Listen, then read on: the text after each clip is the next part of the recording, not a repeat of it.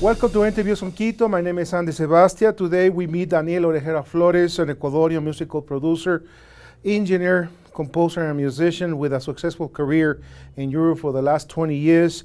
He has produced a number of albums in different music genres like jazz, fusion, Latin American music, and pop. He's here with us. We're going to talk about being a music producer or a musical producer, what's behind a successful record. Welcome, Daniel. Thank you very much, Andy. Thanks for inviting me. I'm honored to be here in my country, actually. Yeah, welcome to Interviews in Quito. Daniel, I've been following your work for many years, and could you explain to us what's a musical production? What is exactly the work you do? The work I do is to take the music from my heart, from my mind, from a paper, and to put it on a product. It's like to fill this gap in between. This whole process, I'm overviewing this process of making music and making it available to everyone. And what are the steps that you take to follow in order to have a successful record? Well, it's very different from record to record. Many people come to me with songs, with ideas, with just a melody, just a line, and I take it from there through the whole arrangement process and to making it music out of it, to making it a product out of it. And there are people who comes with an idea, with a song already, and so I do work on the technical side and the recording, and I try to keep the music alive in this whole process, which is not easy. So when you're choosing an artist and when you're choosing their music, you go by feel or you go by musical formulas? I go by feeling. The thing is that I choose the people I work with because of, and I choose the music I work with because of, that's my life, and I have only one chance to do it. I mean, I live only once. And it's not the market, it's not the money behind it who makes this choice for me. I do it, and most of the time it has to do with honesty, the honesty that is trying to, the music that is going to be presented to the public, and the honesty that you put into it. So actually you have a good feeling with the artist before you go to record.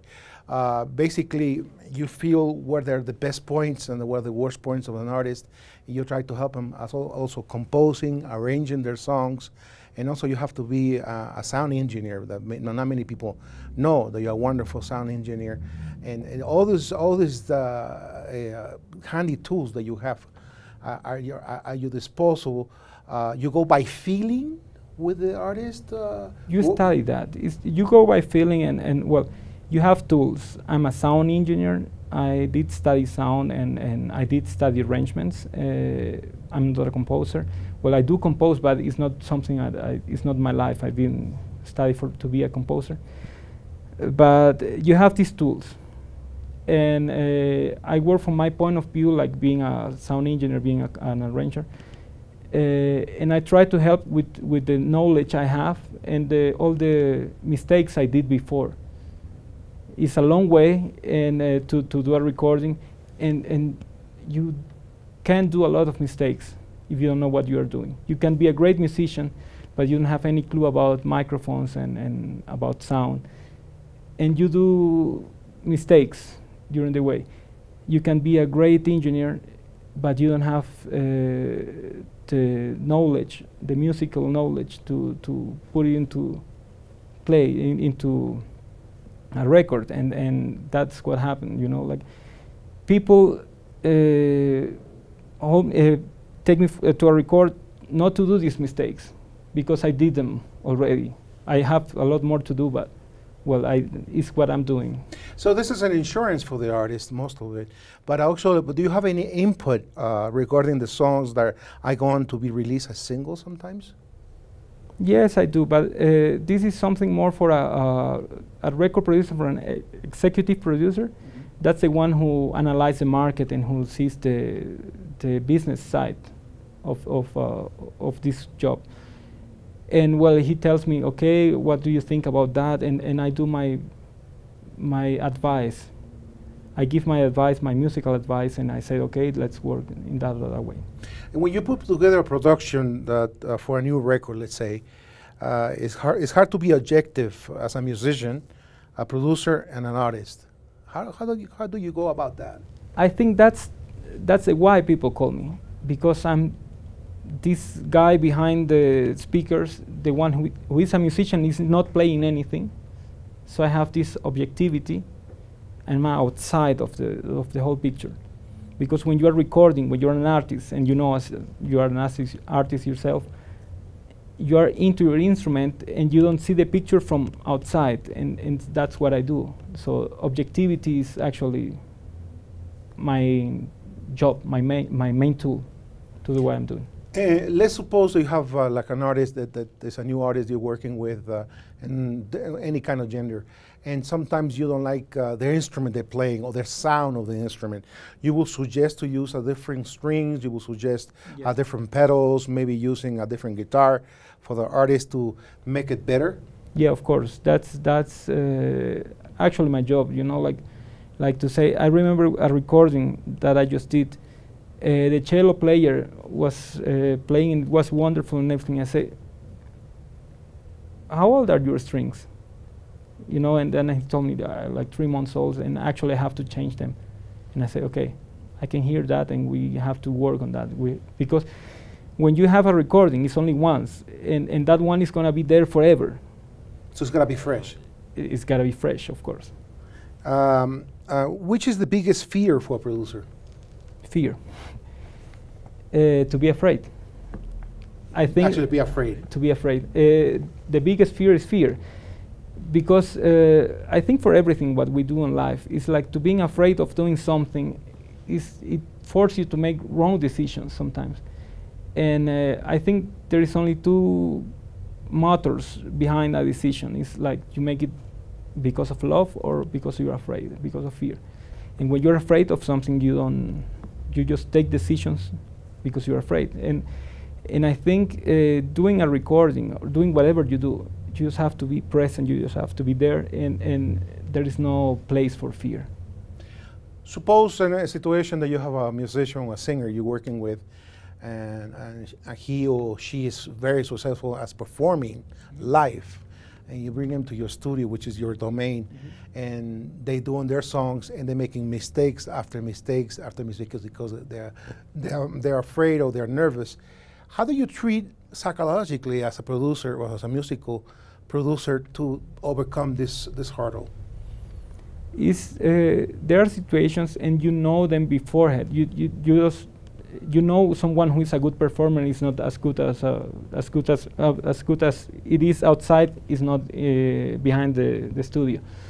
You know that, and if it happens, you have to work with the situation. Working as a producer, working with music, it means working with musicians, and working with musicians is working with people. So it's like when you play your instrument, you know exactly what you have to do for your instrument to sound the way you want it. So you have to know the people you are working with, because you want them to sound good.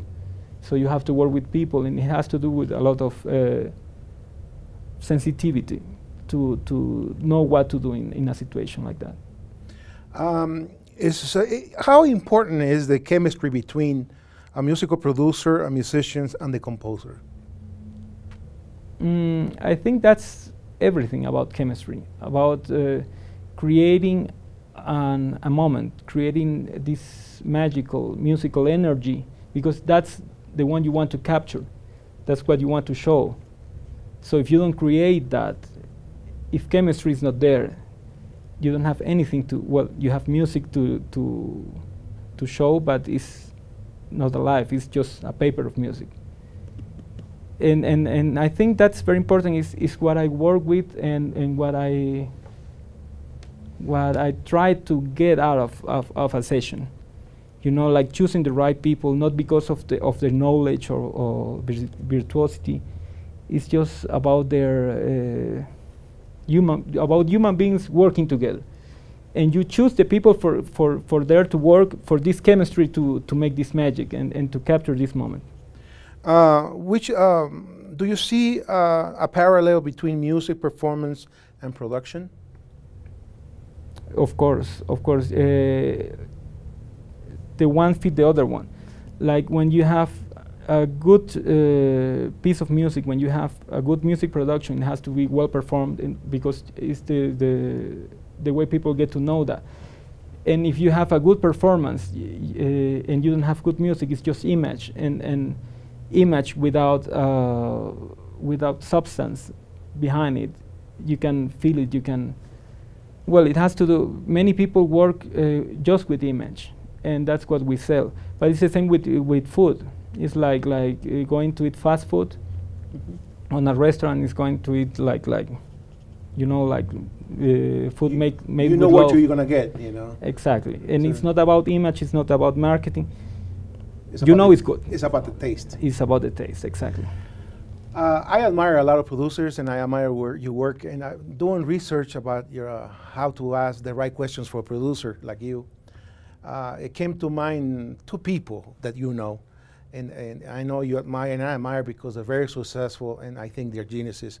One of them is Alan Parsons, who was the producer for Pink Floyd, you know, on the Dark Side of the Moon, and also Quincy Jones, who worked with many people, and basically made more money with Michael Jackson on the album Thriller. Which producers do you admire the most? Oh, many, many. Do you know that Herbie Hancock, the piano player, he's a great producer, one of the best producers I met. I heard live playing, and I every time that there is a recording out of Herbie producing, not playing, it's like, okay, that one I wanna hear, and I wanna know what he's doing, and because then you see the influence of a good producer behind a record. Javier Limón, for example, from Spain, he's also a great producer. And they are not musicians, not performers, and not. It's just a producer behind the guy behind the curtain. Explain to us, what do you admire of these producers? What do they do that actually gets your attention? Right choices. It's just the feeling, the sensitivity to do right choices on the right moment. A record is an story. When you put a record, it has to capture you from the beginning to the end, and you have to. It's not about a song. It's about a story. And many people don't see it as records. They see it like, for example, an artist has the first record, the second one, and it's important to see the record or the album as a whole. And that's the work of a producer, to be the objective guy behind the buttons. And that makes a difference. And that's what I admire from a producer, you know. Like, because you can have great performers, a great piano player, great singer, and you can make the wrong choices. Mm-hmm. And you can tell that, you can feel it during the album. And when I listen to an album, when I listen to a production, and I say, okay, there is a guy behind it, you can hear it right away. Tell us about your some of the highlights of your career, and tell us the process. How do you get ready if you're gonna do a hip hop record, or you're gonna do an Andean music record, or you're gonna do probably a big band jazz record? How do you prepare for that?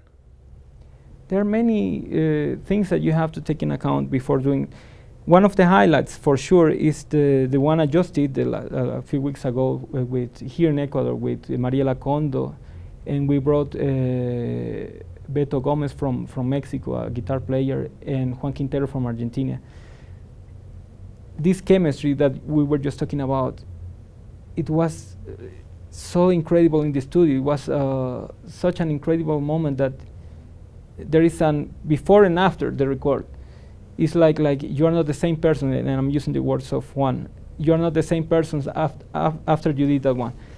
And the moments, the choices that you have to, just being there, that's why I do what I do. And I think for me the greatest moments are not the moments of I don't know, names and career, are just as a human being there and sharing with these wonderful people and trying to show what we are feeling to the rest of the to the people who are going to listen to the record. Mm-hmm. I think that's important for me, and it's important for me to give that away to the listeners. But how do you prepare? As far as my main question is, suppose you're going to do a hip hop record, or a reggaeton record, or you're going to do Andean music. How do you prepare for that? Before that, where is the planning? What's Daniel Orejuela Flores thinks before taking this task? For example, Andean music, what I just did, you just have to know a lot about of what you are going. It's like for you, like preparing for an interview. You just read about the research. You do the research. And that's what I do. I do listen to ideas, what has been done into this genre, in this specific, or this artist, what did she do before me, and so that's the way you prepare. And then to choose repertoire is not it's not only me who is choosing that; it's also the artist. But we just talk a lot about that, and choosing the right sound you want to hear from that. The format, the performers, the musicians you want, because I say, okay, I want a clarinet, I want a cello, percussion, guitars, and and it's not I want a cello, it's I want a cellist, I want a clarinetist, and the right people, the right chemistry, to get them together, to get this magic. What I'm talking about, like, and also the right studio, and also the right studio, choosing the right microphones. It's making a big choices. Task. It's very hard work, and people don't realize how hard it is to be a musical producer. Which recording? What do you think of the market change from CDs to digital download?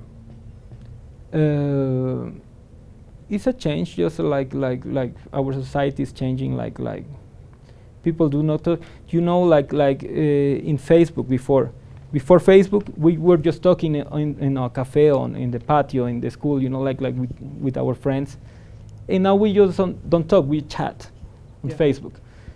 And that's what's happening to music. We just don't have CDs anymore. Well, we do have CDs, but it's not the market for that. And we download music and we reach more people.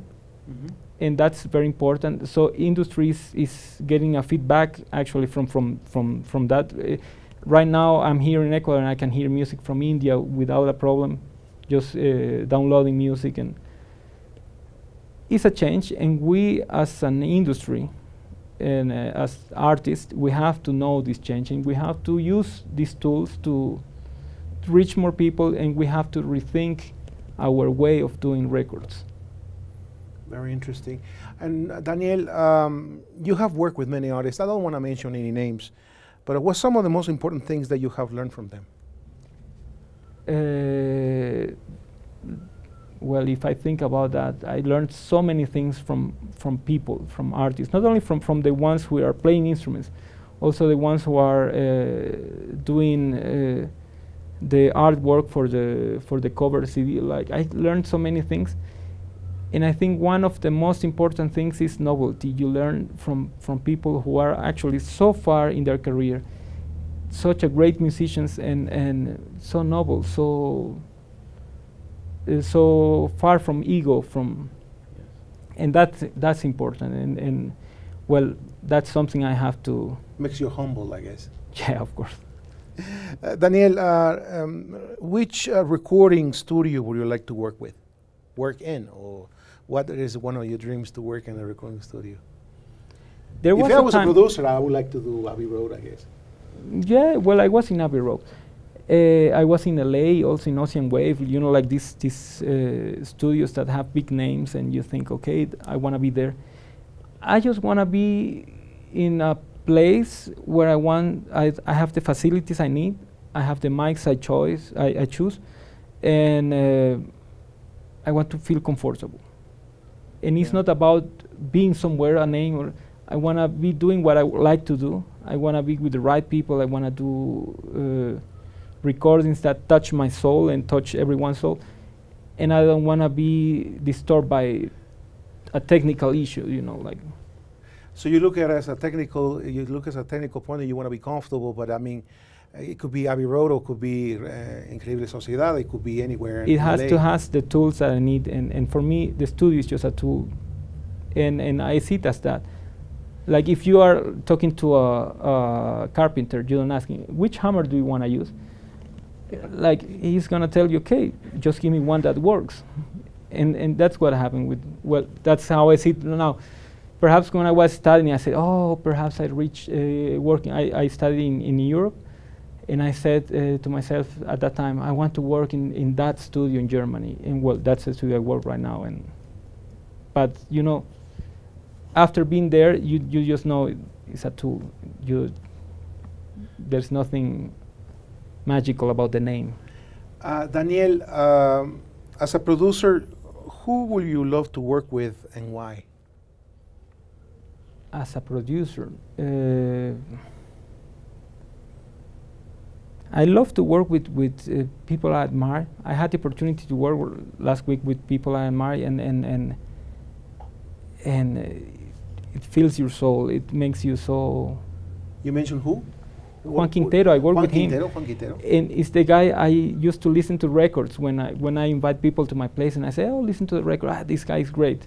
Yes. And I just worked with him last week. And for example, people in Spain, singers like Concha Wick, or you know, like that touch you with their majesty, like performing music, and I want to be there behind the studio and like doing the recording. But once you are there, once you are working with these people, you see there is nothing special. Well, there is a lot of special things. You know why they are there, but they are just like you and me, and persons, and that's the good thing to know and to share this. So in other words, it's not guaranteed if you work with a very well-known artist who's difficult, or a young artist who is easy to work with. It's a gamble, I guess. Yeah, I guess I like to work with people who are honest with what they are doing, you know, and they just do it, and they attract you with their music. People who are just names and names because of, okay, I work with him and that's it. How do you see Ecuador after 20 years away in the music industry? What do you see now? Oh, it's very different. I think it's not comparable. I can tell right now it's starting something. There are many bands playing, and the music change. And it has to do a lot with the universities that are giving lessons here. At the time when I left Ecuador 20 years ago, there was no chance for anywhere in Ecuador or close to Ecuador to study what I studied, music production, sound engineering. And music, to be a musician here, like to have, to make this choice to make of music your profession, it was impossible.